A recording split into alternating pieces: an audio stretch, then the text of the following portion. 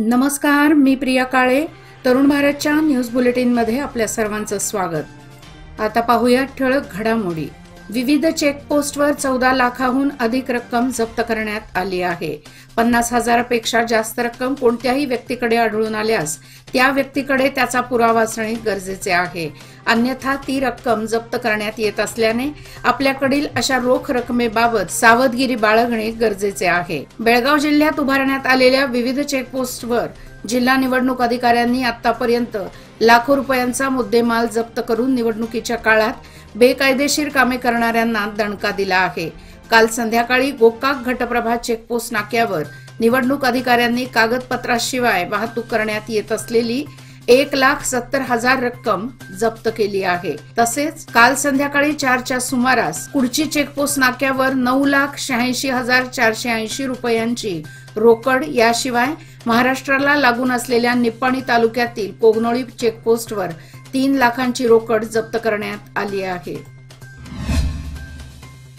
खानापूर महाराष्ट्र एकीकरण समिती निवडणूक लढवणार असल्याने इच्छुक उमेदवारांकडून अर्ज स्वीकारण्याची प्रक्रिया सुरू झाली आहे.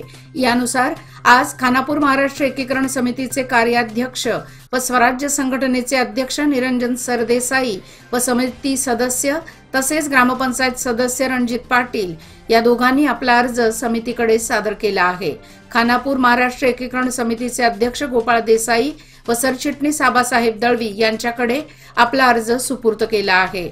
यावेळी निरंजन सरदेसाई यांचा अर्ज भरतेवेळी संदेश कोडचवाडकर, रमेश धबाले, रणजित पाटील, सुनील पाटील व मुकुंद पाटील उपस्थित होते.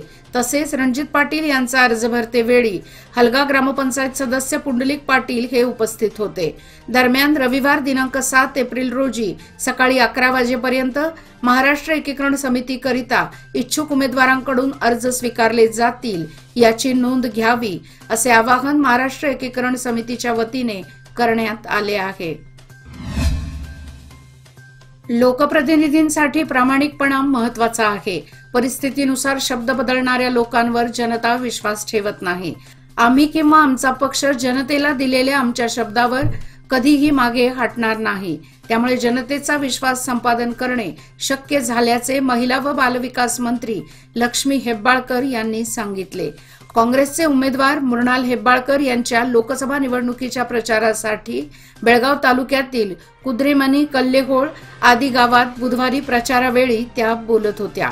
संपूर्ण ग्रामीण विधानसभा मतदारसंघातील जनता आपल्याकडे आपल्या कुटुंबातील सदस्य म्हणून पाहते. मी जेव्हा कामानिमित्त बाहेरगावी असते त्यावेळी माझा मुलगा मृणाल हेब्बाळकर मतदारसंघातील जनतेची काळजी घेतो. यावेळी उमेदवार मृणाल हेब्बाळकर म्हणाले की मी गेल्या 10 वर्षांपासून आपली आई लक्ष्मी हेब्बाळकर यांच्यासह आपण नागरिकांच्या सेवेत स्वतःला झोकून दिले आहे. आमची सेवा निस्वार्थ आहे. आम्ही कोरोना काळात औषध व किराणा साहित्य वितरित केले आहे.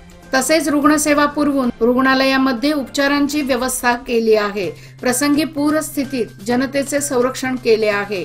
त्यामुळे येत्या निवडणुकीत मला मतदान करून आशीर्वाद द्यावे असे त्यांनी यावेळी सांगितले. यावेळी गावातील ज्येष्ठ नेते युवराज कदम, पक्ष नेते व कार्यकर्ते उपस्थित होते.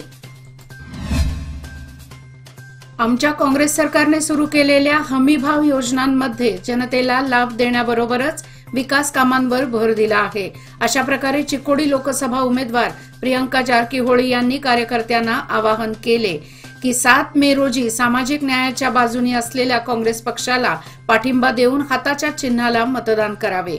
चिकोडी लोकसभा निवडणुकीच्या निमित्ताने त्यांनी यमकनमर्डी विधानसभा मतदारसंघातील चनगड, रामपुरा, मस्तीगोली, कबलापुरा, रंगधोली या गावांना भेटी देऊन मते मागितली. भाजपचे केंद्रीय आणि राज्यातील नेते खोटी आश्वासने देऊन जनतेची दिशाभूल करण्याचे काम करत आहेत. वर्षाला 2 कोटी नोकऱ्या देऊ असे सांगून आजवर एकही रोजगार निर्माण झालेला नाही. त्यामुळे आश्वासनाप्रमाणे झालेल्या काँग्रेसला पाठिंबा द्या आणि खोट्या आश्वासनांना मतदान करू नका. चिकोडी लोकसभेच्या सर्वांगीण विकासासाठी सर्वांनी काँग्रेस पक्षाला साथ देण्यासाठी पुढे यावे असे आवाहन चिकोडी लोकसभा काँग्रेसच्या उमेदवार प्रियंका जारकीहोळी यांनी केले. यावेळी मंत्र्यांचे निकटवर्तीय अरविंद करची यांच्यासह रंगधोळी गावातील नेते, वडीलधारी मंडळी व कार्यकर्ते उपस्थित होते. भारताला ऑलिम्पिकमधील प्रथम पदक मिळवून देणाऱ्या विजेंदर सिंग या मुष्टियोद्ध्याने भारतीय जनता पक्षात प्रवेश केला आहे। यापूर्वी तो काँग्रेसमध्ये होता। त्याने काँग्रेसच्या तिकिटावर 2019 मध्ये लोकसभा निवडणूकही लढवली होती, मात्र त्याचा पराभव झाला होता। यंदा त्याला काँग्रेसच्या वतीने उत्तर प्रदेशातील मथुरा मतदारसंघात उमेदवारी मिळण्याची शक्यता होती, मात्र त्याने भारतीय जनता पक्षात प्रवेश केल्याने काँग्रेसचा अपेक्षाभंग झाला आहे। आगामी लोकसभा निवडणुकीसाठी काँग्रेस नेते राहुल गांधी यांनी बुधवारी केरळच्या वायनाड मतदारसंघात स्वतःचा उमेदवारी अर्ज भरला आहे। उमेदवारी अर्ज भरण्यापूर्वी राहुल गांधी यांनी प्रियंका वड्रा यांच्यासोबत वायनाड येथे रोड शो केला।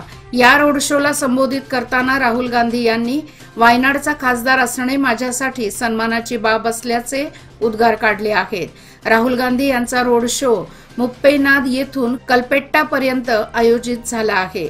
या रोड शो मध्ये पक्ष महासचिव के.सी. वेणुगोपाल, दीपा दास, कन्हैया कुमार आणि राज्य विधानसभेतील विरोधी पक्षनेते व्ही.डी. सतीशन तसेच काँग्रेस प्रदेशाध्यक्ष एम.एम. हसन यांनीही भाग घेतला आहे। महानगरपालिकेला कर वसूल करण्याबाबत उद्दिष्ट दिले जात आहे।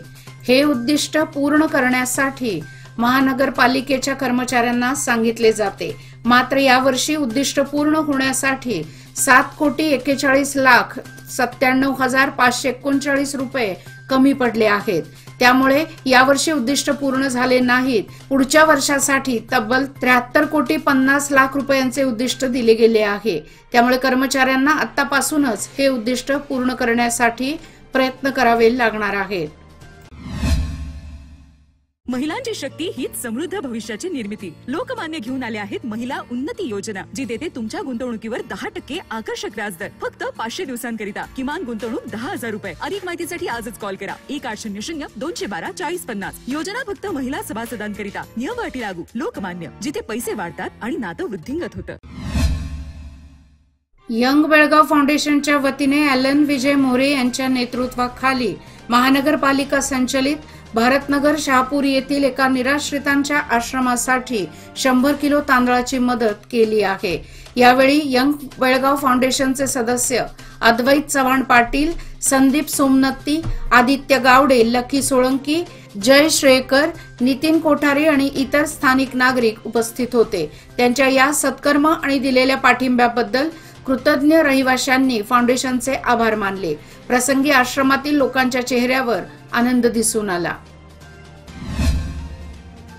जुने बेळगाव येथे सोमवार दिनांक 1 एप्रिल रोजी वाजत गाजत आंबील गाड्यांची मिरवणूक काढण्यात आली।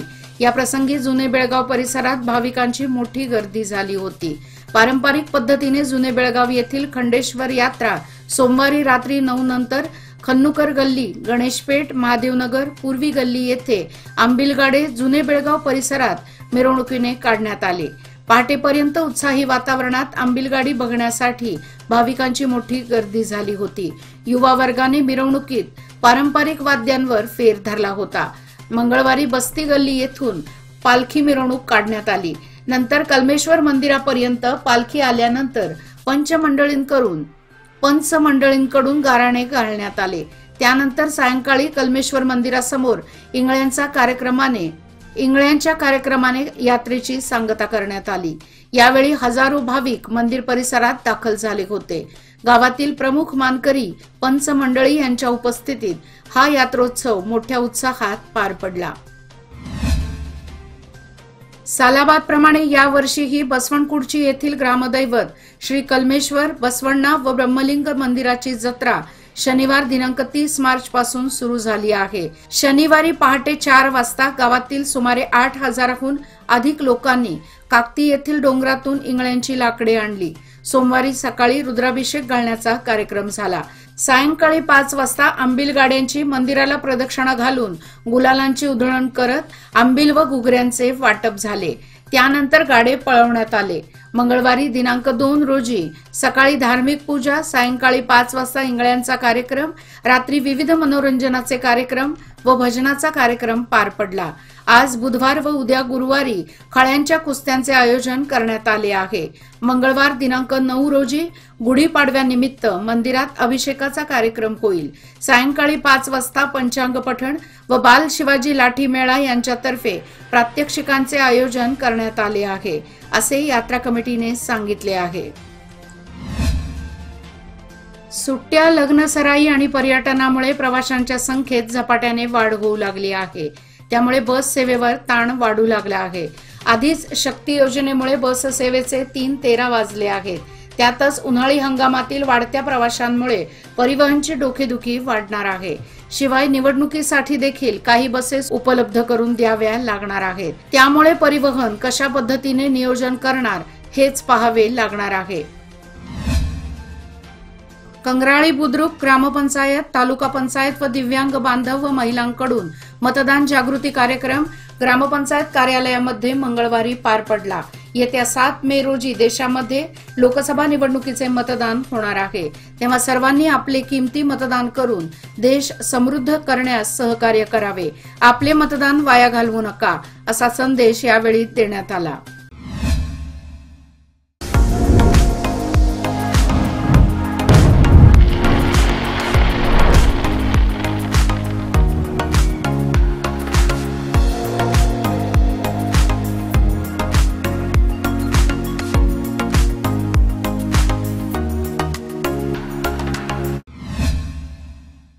हल्याळ तालुक्यातील खामडोळी, कासरंडा व अल्लोळी गावाच्या परिसरात वाघाचे ठसे दिसून आल्याने गावकऱ्यात भीतीचे वातावरण पसरले आहे। गेल्या 2-3 दिवसांपासून या भागात वेगवेगळ्या ठिकाणी वाघाच्या पंजांचे 8 ठसे आढळत आहेत। त्यामुळे गावकऱ्यांनी अरण्य विभाग हल्याळ यांच्याकडे तक्रार केली आहे। कासरंडा, अल्लोळी व खामडोळी गावातील नागरिकांच्या गेल्या 3-4 दिवसांपासून तक्रारी आल्याने अरण्य विभागाचे अधिकारी, फॉरेस्टर व गार्ड यांनी भेट देऊन पाहणी केली आहे। त्यांना सुद्धा वाघाच्या पायांचे ठसे उमटलेले स्पष्ट दिसून आले आहेत। याचे फोटो घेऊन वरिष्ठ अधिकाऱ्यांकडे सादर करणार असल्याचे अरण्य कर्मचाऱ्यांनी स्पष्ट केले आहे। गत पावसाळा सर्वांना निराशाजनक गेल्याने यंदा दुष्काळाची परिस्थिती निर्माण होणार हे नक्कीच होते। केवळ तालुक्यातच नव्हे तर मुसळधार पाऊस पडणाऱ्या कोकणातही पावसाने पाठ फिरवली आणि धरणे देखील 100% भरू शकली नाहीत। गेल्या महिन्यापासूनच पाणी टंचाईला सामोरे जाणाऱ्या जनतेला आता पुन्हा एकदा पाण्यासाठी संघर्ष करावा लागणार आहे, कारण आठवड्यापूर्वी भरून वाहणारी दूधगंगा आता कोरडी पडली आहे। सर्वांना तारणाऱ्या दूधगंगा नदीचे पात्र अक्षरशः डबक्याप्रमाणे दिसत आहे। सध्याची स्थिती पाहता थेंब थेंब पाण्यासाठी जीव व्याकुळला आहे। माळ भागात तर पाण्यासाठी भटकंती करावी लागत आहे। आजरा तालुक्यातील चित्री जलाशयाचे पाणी हिरण्यकेशी नदीत सोडण्यात आले आहे। मात्र गोटूर बंधाऱ्यापर्यंत हे पाणी मिळत नसल्याने नदीकाठावरील महाराष्ट्राच्या शेतकऱ्यांनी नाराजी व्यक्त केली आहे। कर्नाटकातील नदीकाठावर असणाऱ्या पंपसेटची वीज खंडित करावी अशी मागणी नागनूर, अरळगुंडी व खणदाळ भागातील शेतकऱ्यांनी केली आहे। सध्या लोकसभा निवडणुकीची रणधुमाळी सुरू आहे। या काळात आपल्या पक्षात येणाऱ्या कार्यकर्त्यांचे प्रमाण वाढले आहे।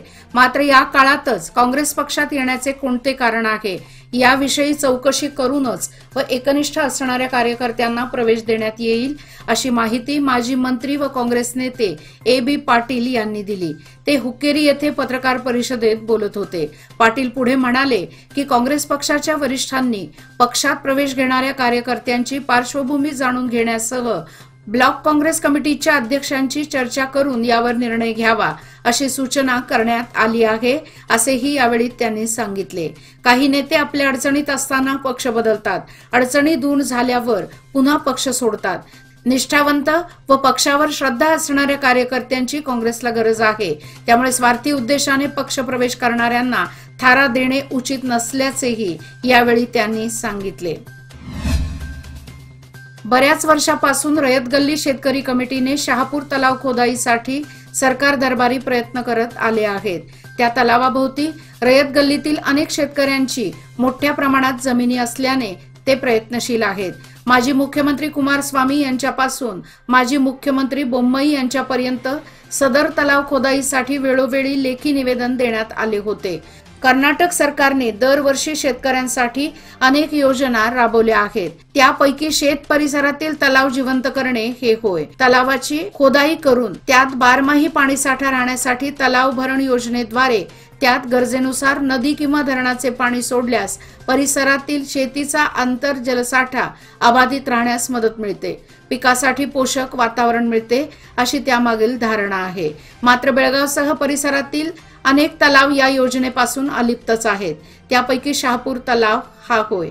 यासाठी या तलावाची अर्धवट करण्यात आलेली खोदाई व उर्वरित कामे पूर्णत्वास नेऊन शेतकऱ्यांना दिलासा द्यावा, अशी समस्त शेतकरी बंधूंतर्फे सरकारला विनंती करण्यात आली आहे। याचबरोबर आजचे बातमीपत्र इथेच संपले। अधिक माहिती आणि ताज्या घडामोडी करता पाहत रहा तरुण भारत न्यूज चॅनल।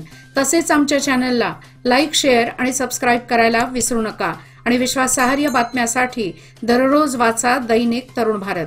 धन्यवाद।